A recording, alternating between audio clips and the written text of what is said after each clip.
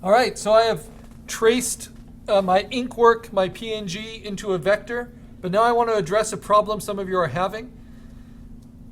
Remember, in Illustrator, you can do a lot to clean things up.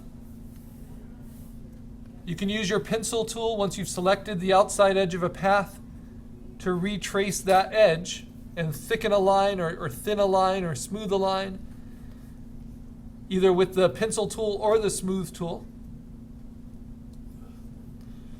But this is a question I'm getting from a lot of students. And it's when you have gaps, how do you fill them in and keep it one single path? And there's really only one way. You have to draw a new shape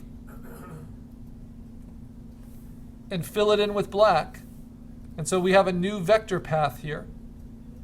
And then you want to overlap that path with your drawing. But then the big problem is, how do you get it to be perfectly smooth? Like you're reconnecting the lines. And the only way to just get it really smooth without cheating is to select both paths, all the ones that are overlapping, and then use your Pathfinder tool, which can be found under Window Pathfinder, and then merge them together. And then when it's one path like that, then you're able to use your pencil tool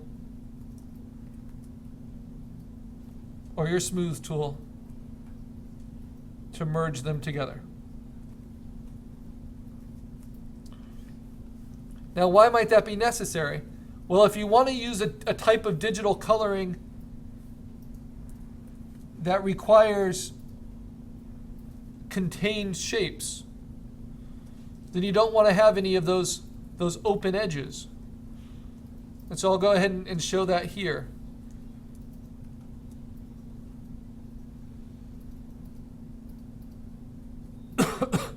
So while they're both selected, I can use the Pathfinder to merge them together. That was an easy one. Then are there any other areas? Now, if there are any lines that you want to open up, like this one right here, that's where the eraser tool comes in. And if the eraser tool is too big because it's based on points, then you simply select all of your vector shapes.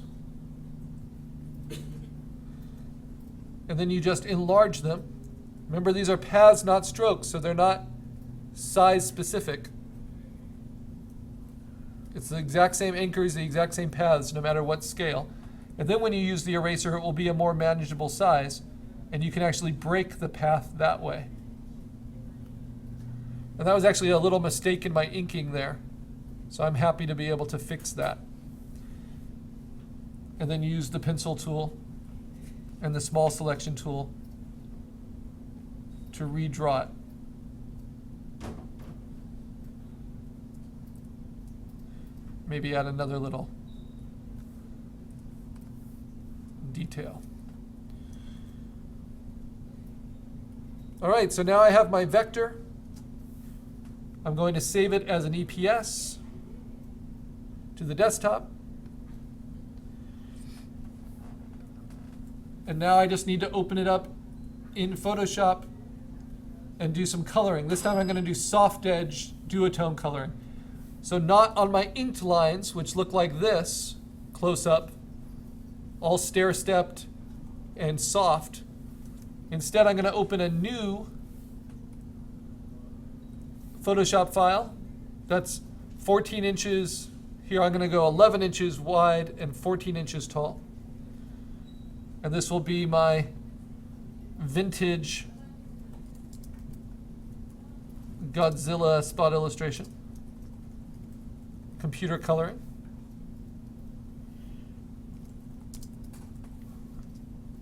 And I'm going to use duotone soft edge for this. RGB color, 350 pixels per inch, 11 by 14 inches. Then I bring in the EPS from the desktop, place it, enlarge it, do whatever I want to do with it. So I'm going to maybe put a circle behind this one as well, I don't know. And it will be a perfectly clean vector image, matching the resolution of whatever the format is I selected. Gonna lock that. Gonna lock the white behind. Gonna first paint with flat color. And to do that, I'm gonna select, gonna do it a little bit differently this time. There's a lot of empty shapes in there. So I'm gonna select the outside shapes, the outside space, by having contiguous checked. And then adding in these little windows. And then I'm going to select the inverse. So it's everything that's not the outside space. And then I'm going to fill it in with a flat color. I'll do a brown this time. And instant flat color. Very nice. See the power of the silhouette there too. And then for the other little flat color details, like I might want to make his stomach a different color. And his jawline maybe.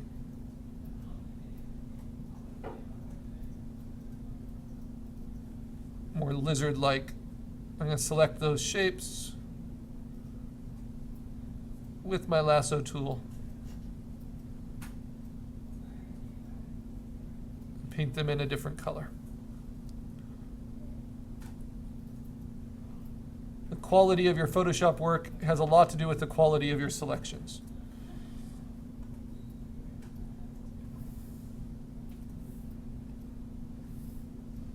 See, that's why I don't like using the palette that much. Better to steal from other sources very often. For right now, I'll muddle along on my own.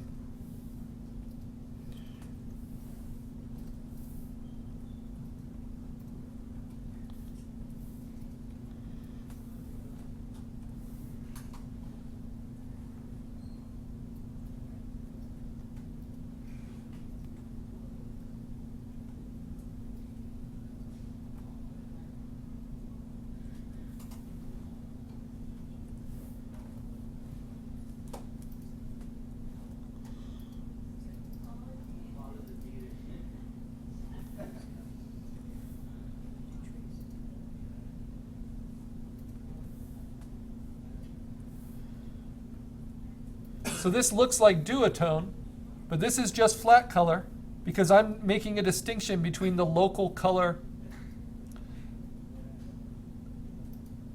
like lots of lizards, of his scales on his back versus the scales on his belly.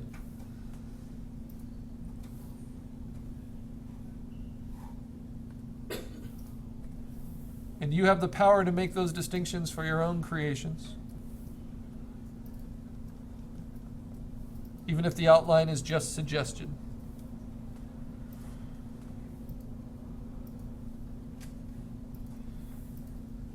It's also going to show a little bit of the twist in his tail. That's what I'm hoping.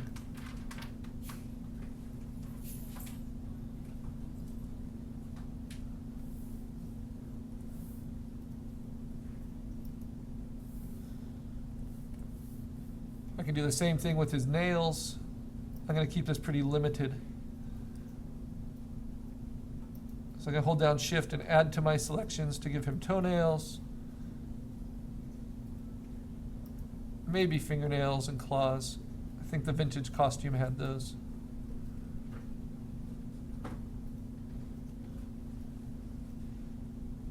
I'm all on the flat color layer still.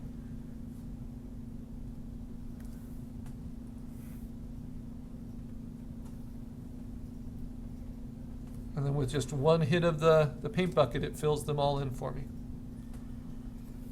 Now his eyes, I have a defined pupil here. I'm going to make the defined pupil red.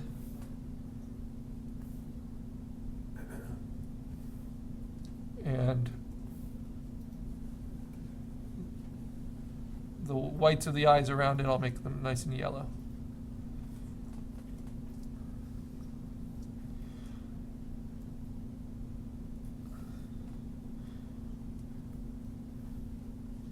And then maybe an off-white for his teeth.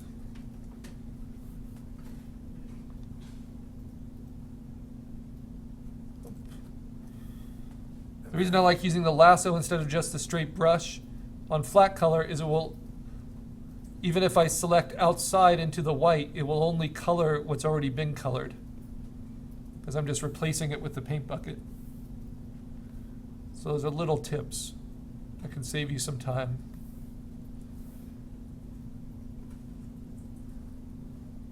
But the paintbrush tool is very intuitive and works well. You shouldn't feel bad about using that if you prefer that.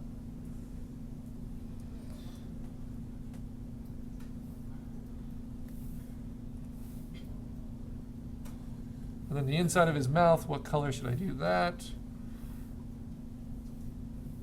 Let's see.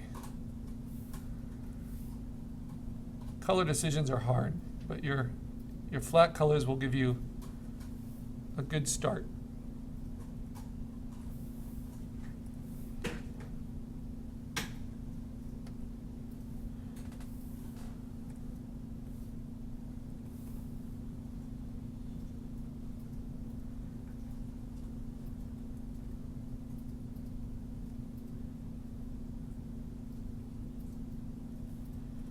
There's lots of ways you can adjust colors. You don't need to limit it to just picking the right one off the bat.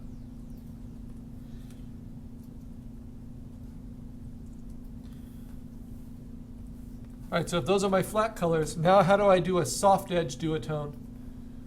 Well, I'm going to duplicate them.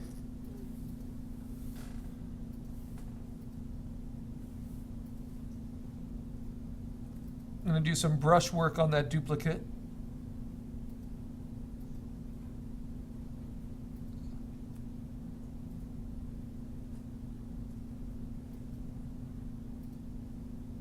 Don't want to do the lower jaw after all. Fix little things that are a little weird.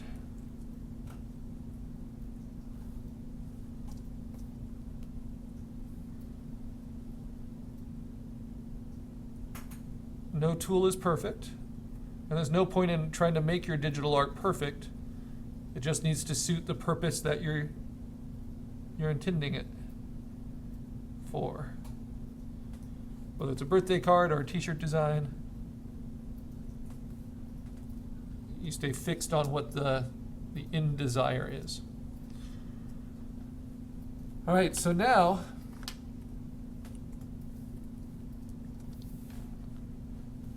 I am going to try something a little different. So I made a duplicate of everything. I'm going to select it all.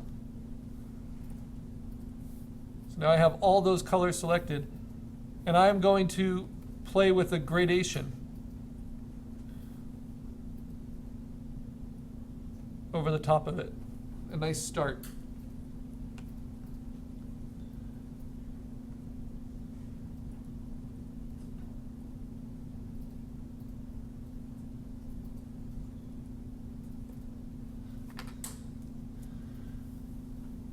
So it's still flat color, but now it's been gradated, so it automatically becomes duotone soft color. Make a duplicate of that, and it will double it up. So now, instead, I'm going to use dodge and burn to do all of my painting. So when I burn it, it's going to make it darker, and I'm going to burn the midtones pretty aggressively at about 50%.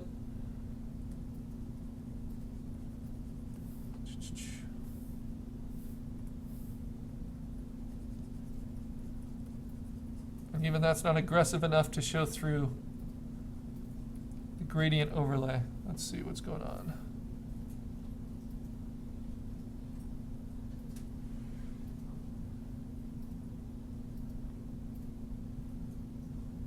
Oh, because it's at such a low opacity. Here we go.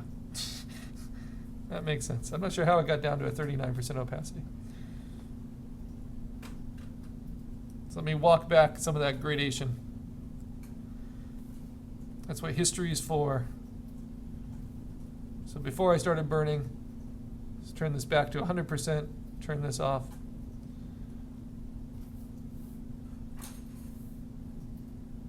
So you can see it. When I burn, it will give me shadows, but soft edge shadows. And again, I don't need to worry about the whites because there's nothing on the whites. So I can just burn with impunity without worrying about going outside the edge. It's a lot easier than painting.